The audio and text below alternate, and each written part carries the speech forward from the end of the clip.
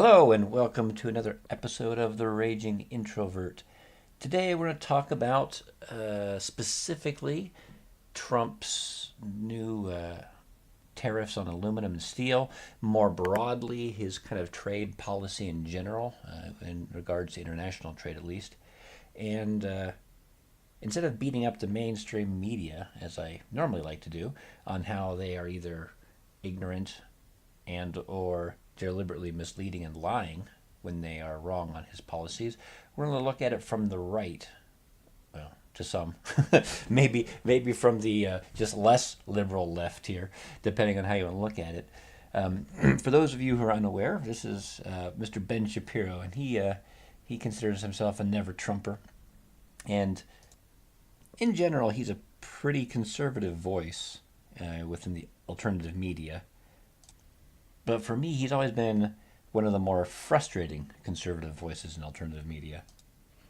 On his web series, YouTube video, he's got a bit he calls Good Trump, Bad Trump. Epic day for Good Trump, Bad Trump. Where he talks about the things that he likes that Trump has done from his view of the conservative movement, and things that he doesn't like that Trump has done in regards to his view of the conservative movement, or his views regarding his delicate sensibilities, because a lot of Ben's problems with Trump are more along the lines of Trump is not a paragon of virtue, not so much his policy, although he has legitimate policy beefs with him as well. The frustrating thing about Ben for me is that he's very similar. There's the good Ben Shapiro, where he at his best when he's presenting constitutional principles in a formal setting like a debate or a speech. When it comes to constitutional principles, he's rock solid. And I kind of wish the conservative movement, instead of trying to talk from calling themselves conservative, presented themselves more as constitutionalists. Because really, to me, what conservatism should be, going back to the roots of the Constitution, the founding principles, and trying to press for those.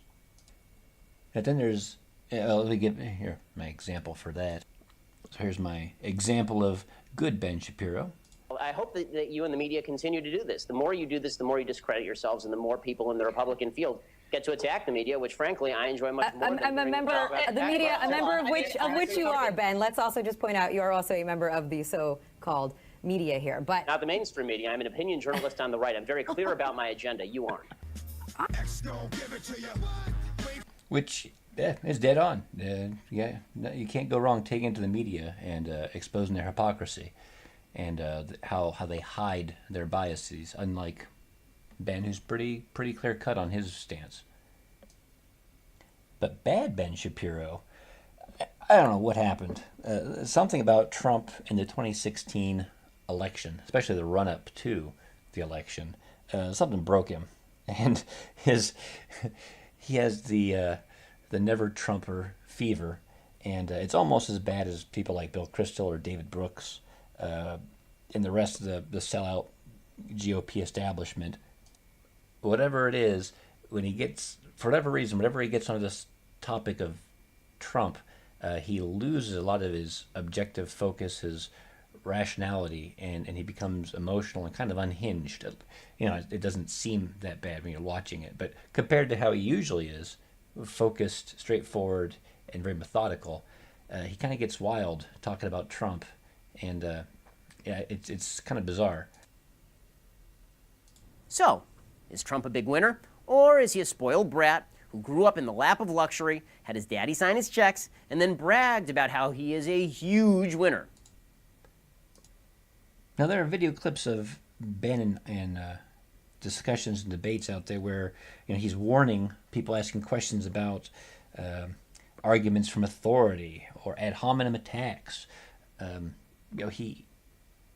in this case, he's bringing out the spoiled brat stuff, which really is irrelevant in some ways. But what if Donald Trump was a spoiled brat and his daddy wrote checks for him?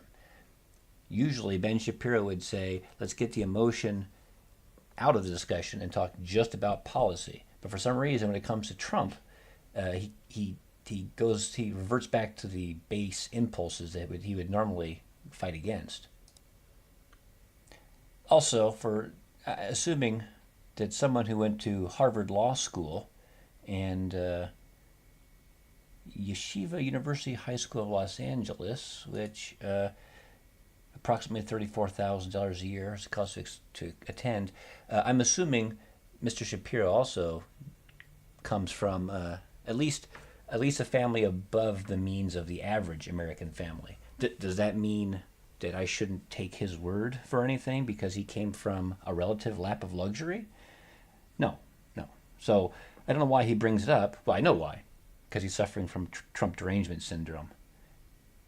And normally he's better than that, but for some reason Trump broke him. But moving on, I want to talk more about tariffs. Just that's the groundwork for why I'm picking Mr. Shapiro.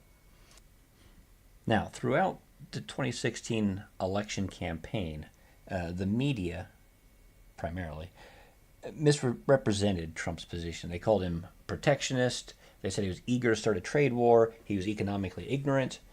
And the establishment GOP bought into it.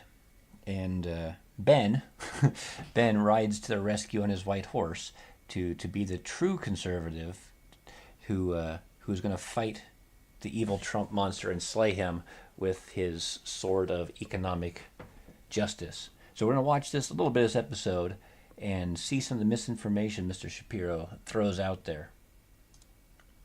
We'll start with the news that Gary Cohn, Trump's economic advisor, resigned, and we'll see what Ben has to say about that.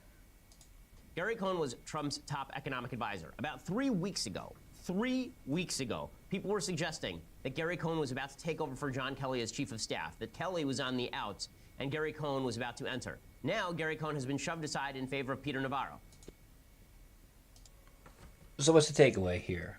First, we've got the media, wrong again, chattering about staff positions and where people are going and the ins and outs of the administration, and they're wrong, completely wrong.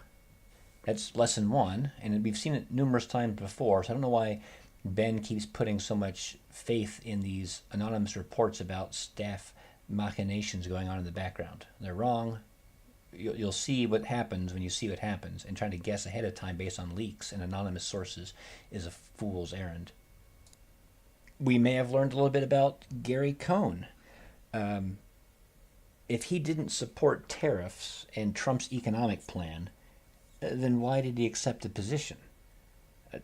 Trump was pretty clear about his economic policy and his ideas. He was pretty clear during the campaign that he was willing to impose tariffs on other nations. If Gary Cohn had a problem with that, he should have declined the position. Now, I'm a military person. I've been an advisor to senior leaders. You give your recommendation, you lay out your reasoning for it, the leader makes a decision, and if the decision is not the way you recommended, you don't just quit and go home. Okay, the decision's been made, you do your best to support the commander's decision and make it successful. That's what I would expect. That's not what happened here. And it also kind of shows the third bit, I think. It probably shows that Gary Cohn assumed that Trump's talk during the election campaign season was just empty rhetoric.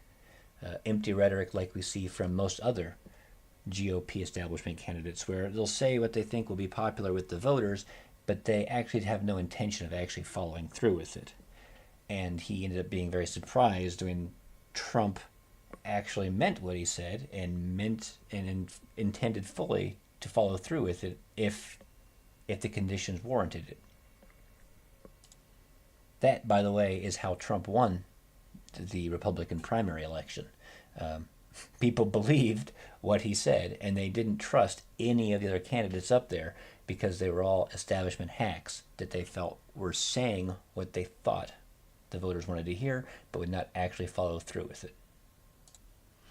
Let's hear about Peter Navarro, the economist who's now advising Trump. So Peter Navarro has a bunch of kooky theories about why 17th century mercantilism is actually genius economic policy. He's wrong, but Trump believes all that stuff because Trump has this 1950s era vision of the United States in which... Now there's a lot to unpack in that one condescending sentence fragment. He's throwing out terms like 17th century, 1950s era. He's trying to portray his opponents as backwards, out of touch, out of time, people who are ignorant of the issues. And he furthers that when he talks about Peter Navarro. He's an economic expert with kooky theories, and he's wrong. Not the theories are wrong, not the ideas have issues. He is wrong.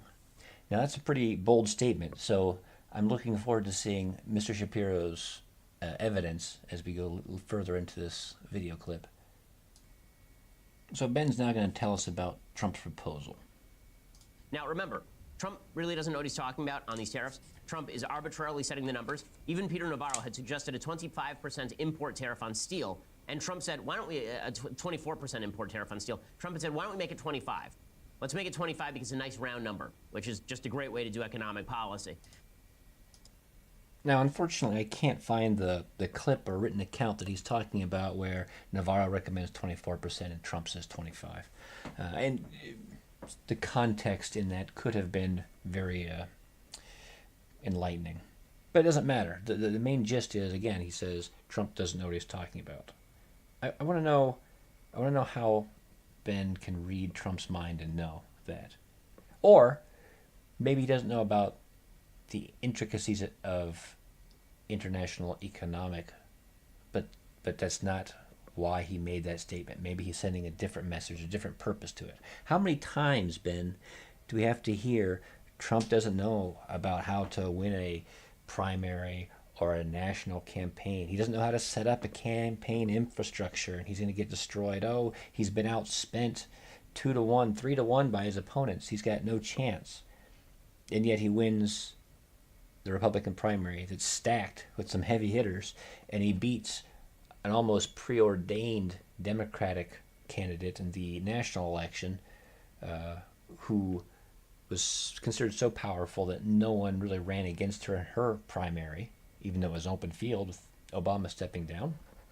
And, she was widely expected to easily win the election with some projections in the 85, 90, 95% chance to win likelihood. How often do we have to hear about him not knowing about foreign policy? And yet his actions and pressures on North Korea have shown results, because the North Koreans are taking some desperate measures they've never taken before. They're sending athletes to the Winter Olympics, trying to gin up some international support. They're making calls to the South Korean government, wanting to make discussions, and now they're offering to have negotiations directly with Trump. They don't do that because they want to.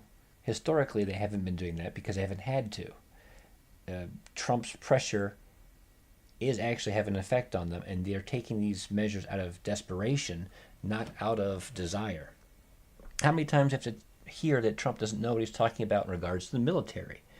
And yet, within this first year of his presidency, ISIS has been decimated, reduced to a tiny fraction of what they had before, where under President Obama, over several years, ISIS was allowed to grow, flourish, and destroy large parts of the Middle East. Look, Trump's a showman. He spent a lot of time on reality television, which, as we all know, is not reality. It's heavily scripted. So, it's possible this event was scripted with Navarro, with him saying 24 and Trump saying 25. Or it's possible that it was impromptu. Trump doesn't care so much about... Look, do you think China really... 24% steel tariff was fine with China, but whoa, when Trump said 25, that was over the top. I would submit to you that Mr. Trump knows exactly what he's doing. Maybe not, maybe it wasn't pre-planned out. Maybe it's more on a gut instinctual level. But as I'll show later in my video, there's evidence that China has been waging an economic war against the U.S. for some time now. And it's been one-sided because they put tariffs and restrictions on many of our products where we put fewer on theirs. And recently, in the last few years, some of these have been ramping up.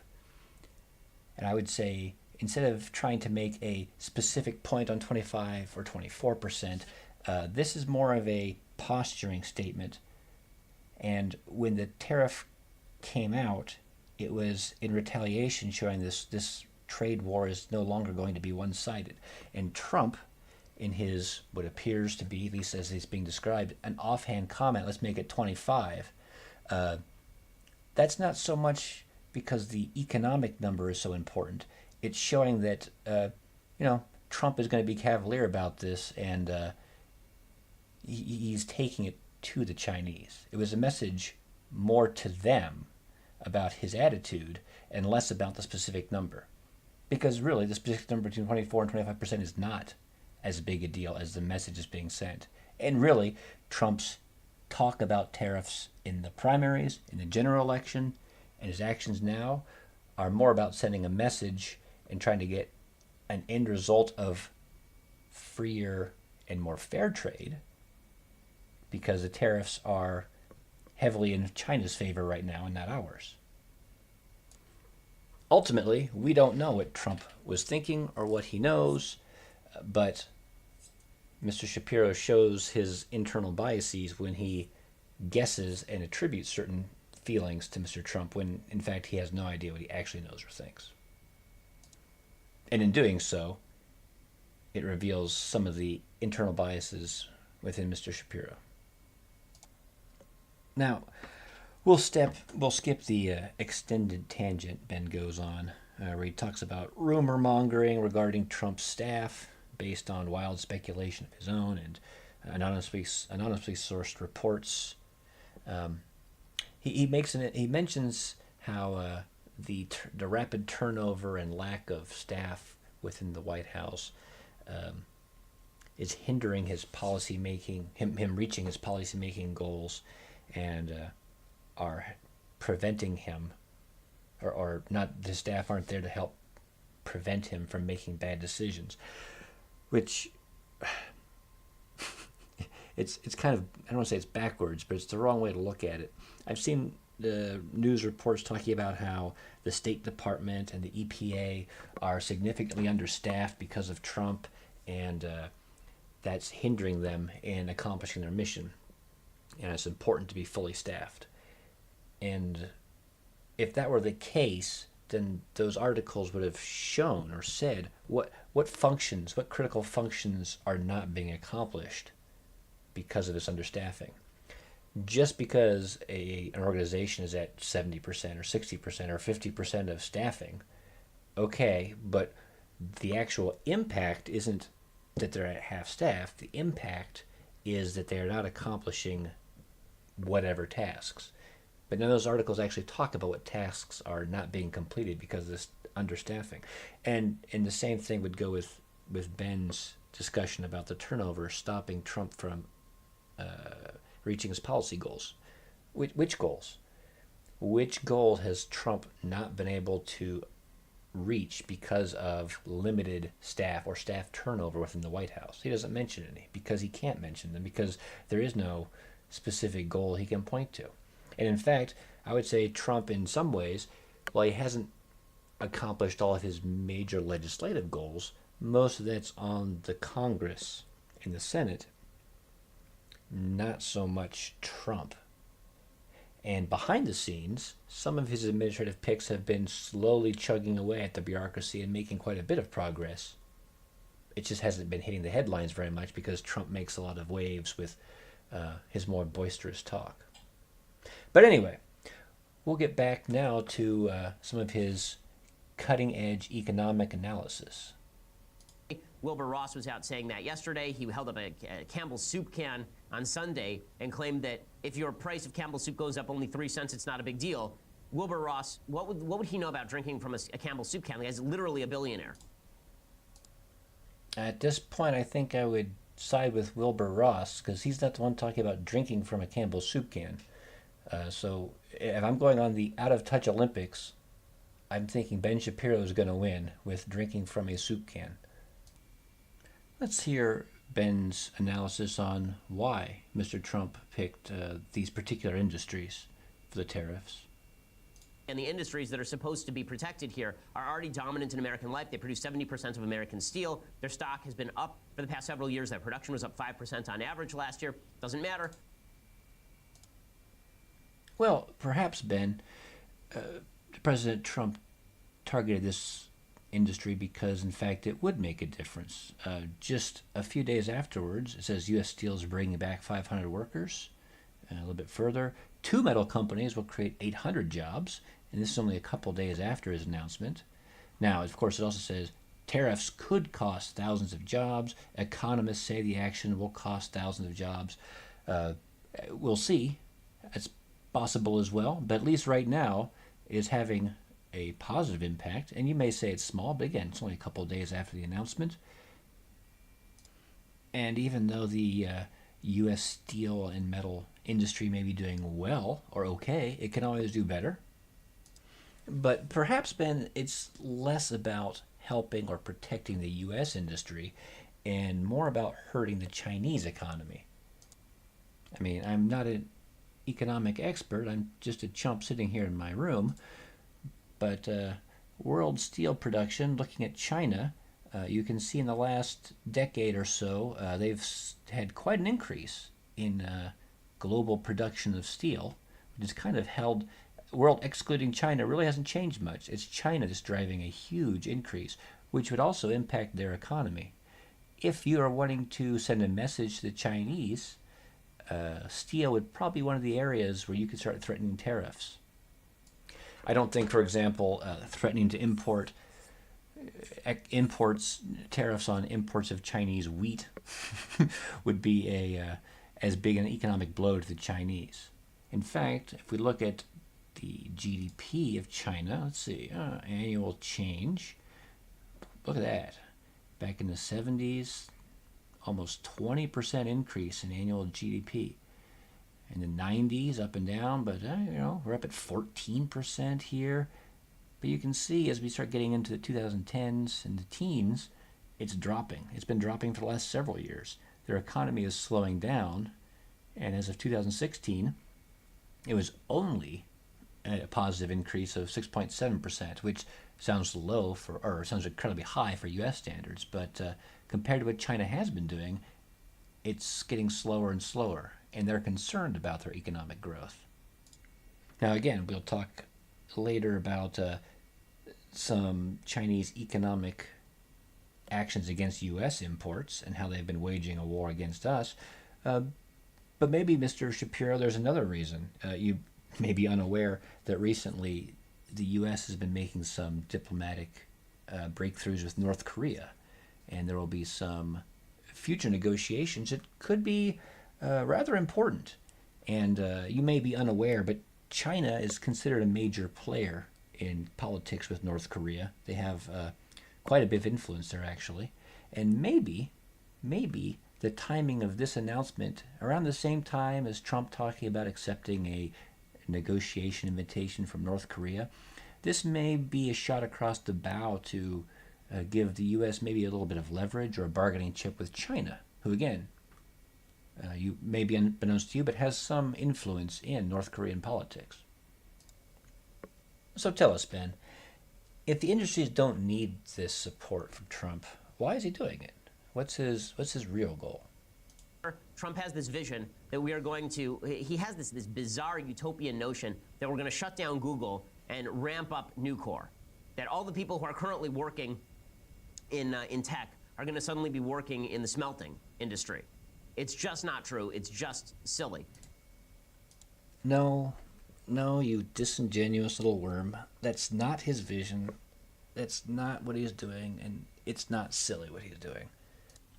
Perhaps instead, looking at this news release, the latest one from the Bureau of Labor Statistics, perhaps instead of transforming Google jobs into steelworkers, maybe he's thinking instead of the 1.4 million long-term unemployed that are still in this nation, or perhaps the 5.2 million people who are part-time for economic reasons, people who would like to be working full-time or work more, and yet for their inability to find a full-time job are working one or more part-time positions. Or maybe the 1.6 million people marginally attached to the labor force. Those would be people who would like a job but haven't found one for a while, even though they're available to work. or the 373,000 discouraged workers, people who couldn't find a job, believe there are no jobs available for them, and have given up on looking. Maybe all those people could use a decent paying job. Maybe they can't quite get a Google job, but a steel. In fact, let's take a look. Personal income, the annual real median personal income at 31,000 for 2016. Okay, let's see. What is someone working in a steel mill? Mean annual wage of 49. Now, of course, that's not the starting salary, but if the mean annual wage in a steel mill is 49,000, that's significantly more than the annual real median personal income at 31,000. So ultimately, those are kind of good paying jobs. You smug little twerp. And I know it may not sound like a lot to you, but to the majority of Americans, they would be quite happy with an income level like that. Skipping ahead a few minutes, his previous few minutes of discussion can be summarized by this quote. There's no correlation between trade deficit with a particular country and that country doing better than we are. That's just not the way any of this worked. Now, hopefully your ears perked up a bit, because anytime someone is very specific with their words like that, you should pay attention and suspect that they may be trying to pull a fast one on you. He said there's no correlation between the trade deficit we have with a specific country and that country doing better than we are. Now, I would say that's pretty easy to prove to be false. We all know China has a large trade surplus, and we have a trade deficit. And if we look at our change in GDP, you can see this blue line on top is China's change in GDP. This line here in the middle is 0%, and the orange line down here is the U.S. change in GDP. You'll notice that the U.S. is pretty much always below China's change in GDP, and Chinese GDP is increasing, well, in the last decade, let's see, 2007, they were at 14.2% growth, and the U.S. is at 1.8% GDP growth. They match up pretty well, trend-wise. There's just a nice difference in between them, where China is always several points ahead. Is that because of the trade surplus? I would imagine that has something substantial to do with it. But that's not how Mr. Shapiro measures doing better than we are. In the previous few minutes, he defined doing better than we are as just kind of a general wealth thing. He said that Venezuela has a positive trade surplus, but no one would say they are a more wealthy nation than we are, or that they would rather have their economy than ours. And that's true, and you can point out very easily the anomalies when it comes to trade surplus and overall economic strength. In fact, he used this particular webpage as a source. Top 20 countries with the highest trade surplus in 2016. China on top, then Germany, Russia, Italy, Ireland, all sorts of different countries. You mentioned it being kind of a grab bag. And yeah, you can pick out where maybe some countries are having economic downturns. And when a country has an economic downturn, they don't import as much, usually, if they're an established nation. Instead, they export a lot more. He mentioned the Czech Republic down here. And he said, no one would say the Czech Republic has a stronger or better economy than the U.S. That, while that may be true, most of these countries are probably happy to have a trade surplus. They would not be in a better shape if they had a trade deficit, I wouldn't think. Interestingly, while he referenced this, he glossed over the text over here. It says, typically a trade surplus indicates a sign of economic success. Typically, again, there are exceptions to the rule, but in general, it's considered a good thing to have. If that were true, the top four, China, Germany, Saudi Arabia, and Russia, would be considered the best performing countries in the world. Now, it's interesting because, again, it depends on your metric. China is, especially considering its size, still a rapidly growing and strengthening economy, which, while they may not be as wealthy overall as, say, the U.S. would like to have an 8% plus GDP every year. Germany, no one's going to say Germany is a weak economy. Again, it may not be as rich as the U.S., but it's not an economy anyone's going to be unhappy with. Again, GDP strength may not be as great as we would like, but you would say they're a wealthy and industrialized nation. Saudi Arabia, they generate a large amount of wealth. They don't share it amongst their populace very well. That's a separate issue, but Saudi Arabia is a rich country because of its natural oil reserves. And then Russia as well, you can explain them, I would assume, most of their export, the money they make from exports is from natural gas and oil that they produce, which makes them a net exporter.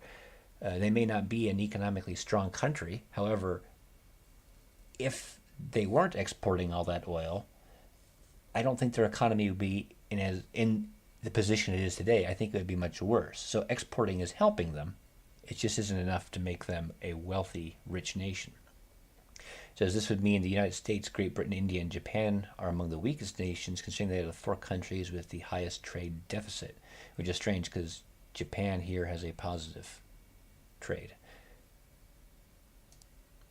As for the other 2, Great Britain and India, the blue line here is Great Britain, pretty stagnant economically in the last decade or 2, and India at the top, kind of like China really, a developing nation, although it says that they are a major importer, not an exporter. So, in some ways, Mr. Shapiro is correct in that export or import ratios don't necessarily indicate your economic strength, whether you measure economic strength by overall wealth in your nation or GDP growth. But I would imagine in every case, when you look at it, you can explain why the country is in the position they are in. And I would think most countries, if you gave them the option of increasing their number of exports, reducing their trade deficit, I don't think any country would say, no, that's a net negative for my nation. I don't want to export more products. I'd prefer to import more. I don't think any country would say that. And I would say some of that can be seen by looking at this, just kind of this is the U.S., but I think it's a good general trend line for most Western industrialized nations. The U.S. started off small and not economically powerful. We had a surplus. We exported more than we imported. We had high tariffs that protected and limited the number of imports we got, but also, again, we were not a wealthy nation compared to Europe and so the more established industrial nations. So we were net exporters. We can see a spike here in World War II. It's kind of a drop during the Depression, and then World War II and the few years afterwards, the U.S. is exporting a huge amount. Obviously, with the war, we became an economic powerhouse, and after the war, most of the rest of the industrialized world was destroyed, and we were relatively unscathed, so suddenly we're producing everything for the world, at least for the first few years, as the rest of the world rebuilds after World War II. And then we get into the 50s and 60s, where low levels, but still net exporters in the U.S. And then something happens in the 70s, and as the 80s come, we very quickly become net importers. Now, the economy boomed throughout most of the 80s and 90s, and the U.S. has been a very wealthy nation ever since. So it could just be that there's more money in the economy, and we buy more imported items because we can. We have money to spend. It could also be that deficit spending within the United States and buying on credit and the consumer market also ballooned around this time. So we may be buying products on credit, and that lets us buy more imported goods. But if we look at an overlay, putting the change in GDP over this, it jumps all over the place. It only goes back to 1950 or something. So it doesn't go back as far as this chart. But if you look, back when we had a net positive on the exporting range, while it jumped a lot, we had GDP growth 6%, 8%. This is off the chart. I'm trying to make it match up. I had to skew this chart a little bit. And if you look as we get later into the 90s and the 2000s, while we're still GDP growth in general, here's zero line, we're still positive most of the time, it's not nearly as high as it used to be. And if we look, we can see at these downturns, when there's a recession, right before the 90s there, the 2008 recession, you'll see that's quickly followed by a subsequent drop in the number of imports.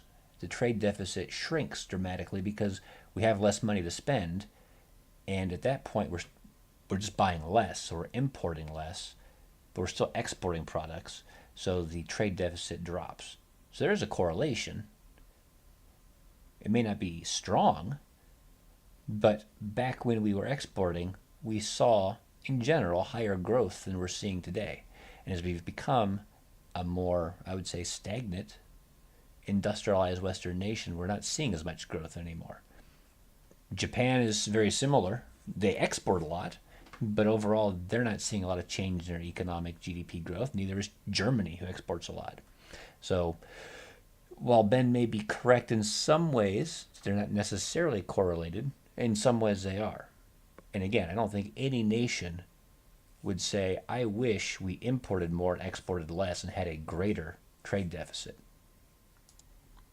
So after telling us that Trump is doing these tariffs and his economic vision is based off of economic ignorance and or protecting industries that don't need protecting and or some diluted vision of a utopia where Google workers are instead working in steel foundries, Ben goes on this storytelling to tell us what Trump's real reason is for the real time. And the story that President Trump is telling is a story that goes something like this. Once upon a time, there were booming industries in the United States, large-scale factories, these big buildings located in Detroit where people worked on employment lines, where they worked on manufacturing lines, and they worked there for 50 years, and they got the gold watch, and then they went home. And they had enough money based on that one salary to support their families. Why can't we go back to something like that? Well, I think that sounds like at least a reasonable question. I've seen the evidence.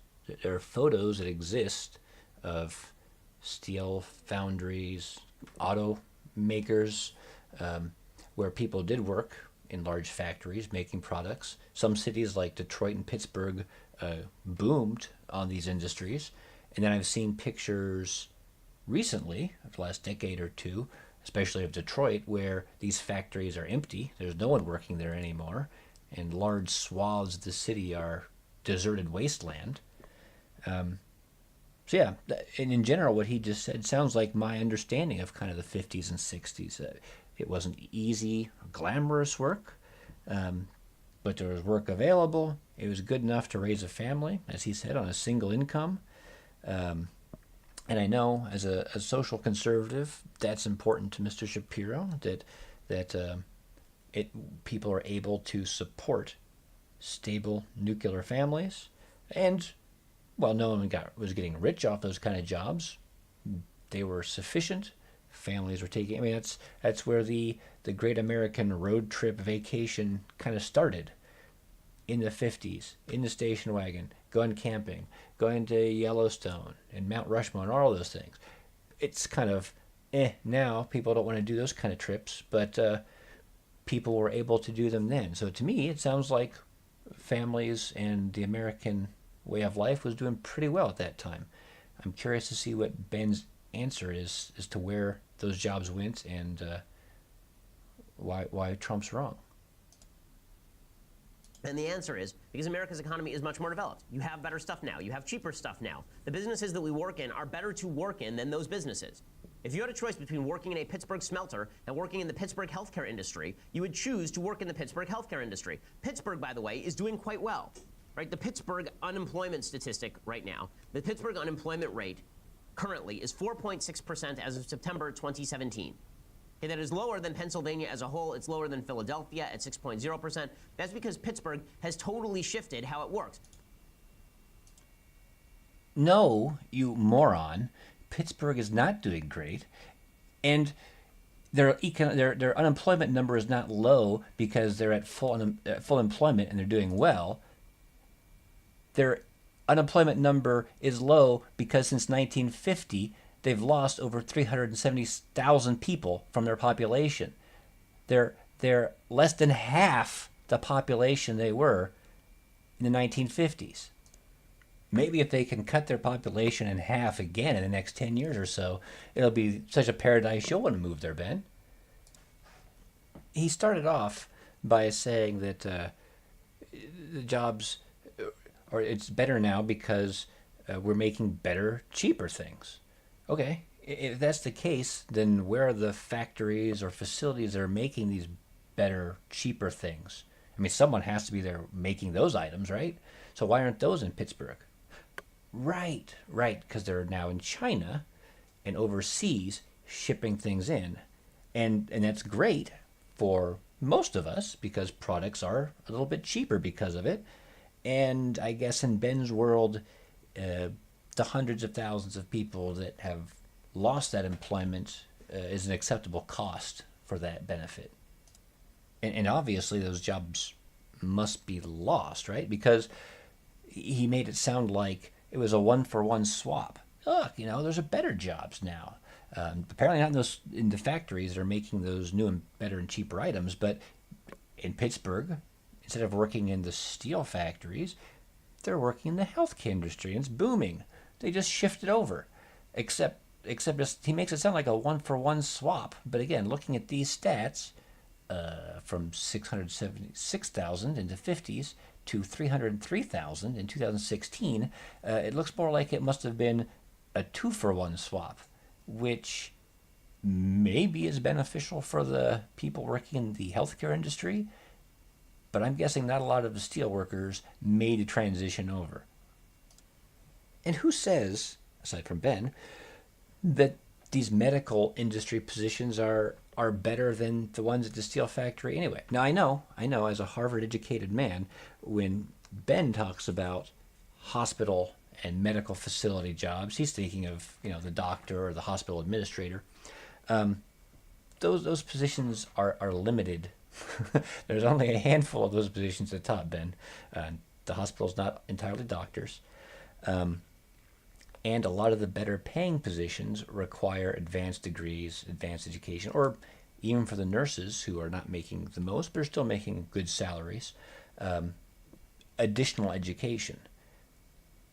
And while he makes it sound like working in the hospital is much better than working in a steel mill or a foundry, I would say, first of all, if you talk to nurses, especially nurses in a major hospital like an ER ward or something, they can work long, irregular hours, and it can be a very stressful, difficult job. So let's not pretend that every hospital job is easy.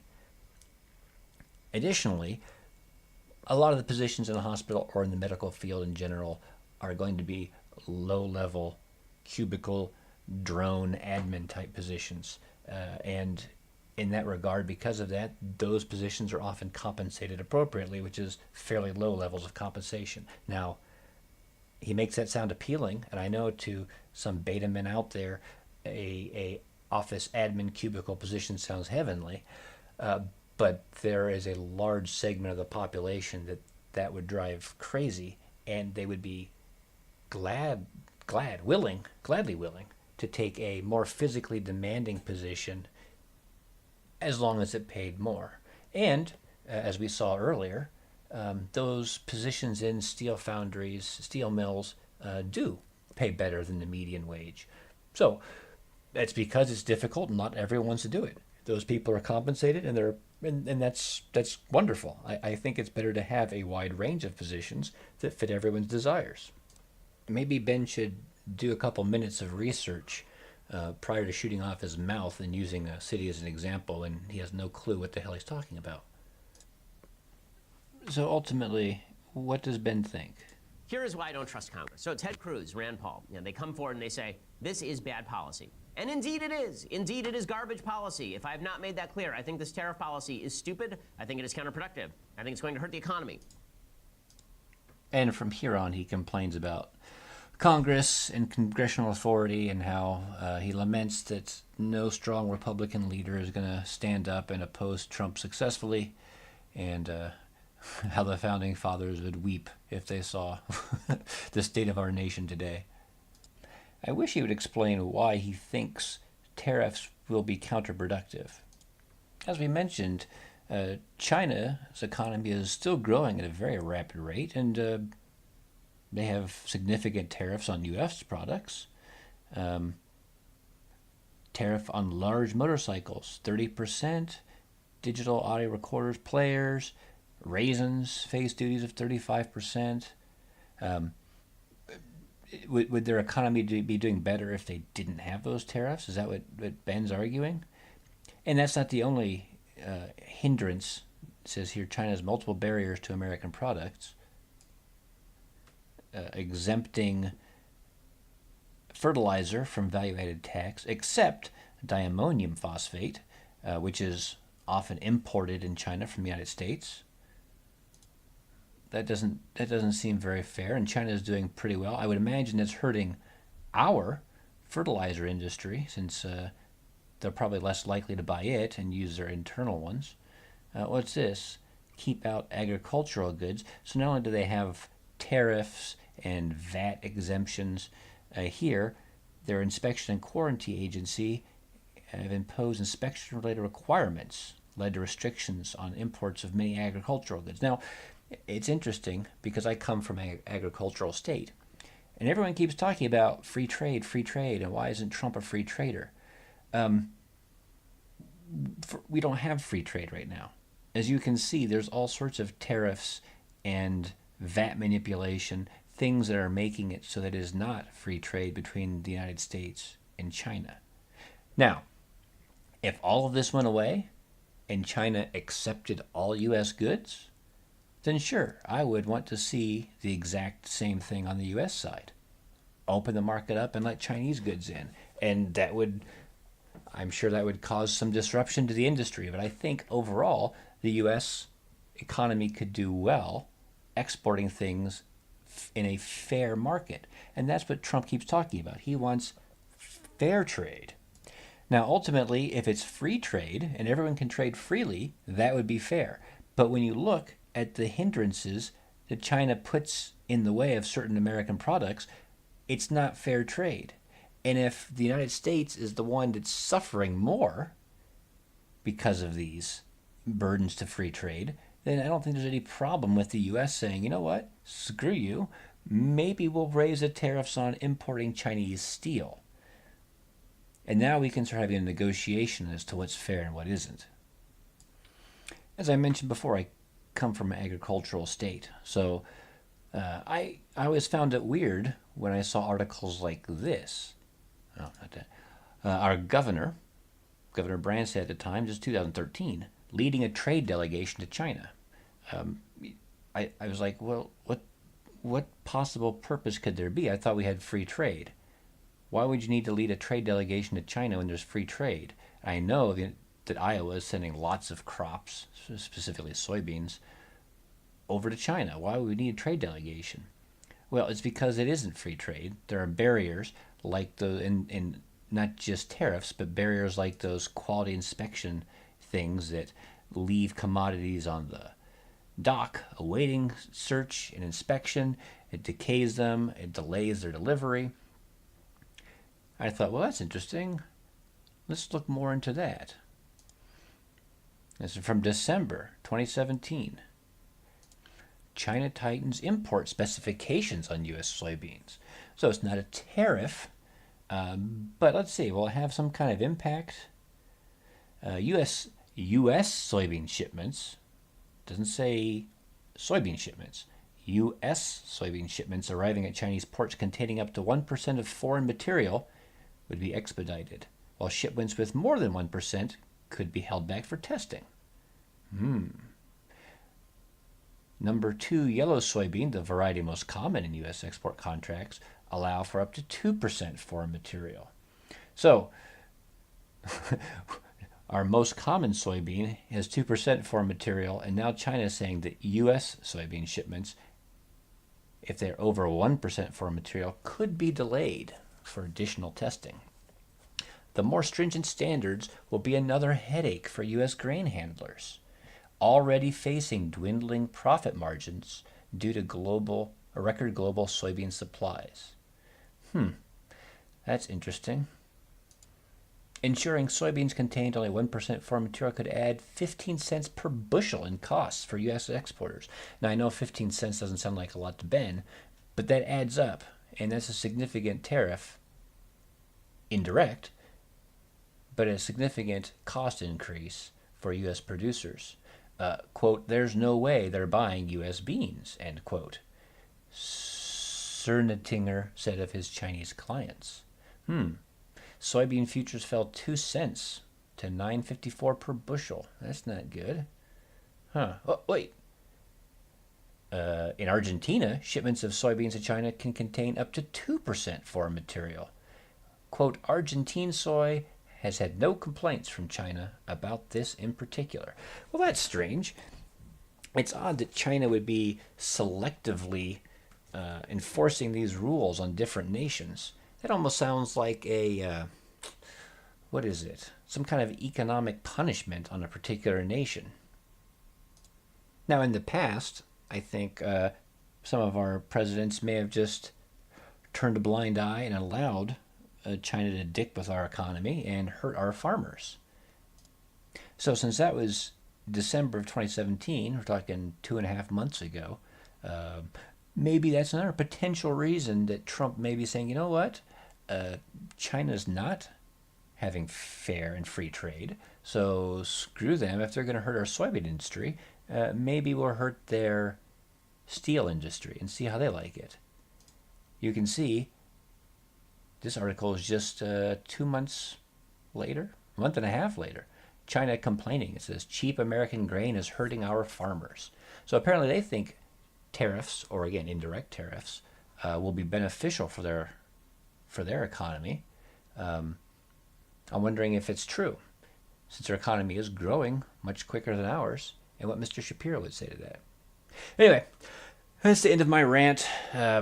Again, sometimes good Ben is good to listen to, and I love watching the little Ben Shapiro Thug Life compilations out there. But sometimes, I hate to say it, but Cuck Ben just goes full never Trump retard, and just talks about stuff either out of ignorance or out of emotional hatred that doesn't make any sense.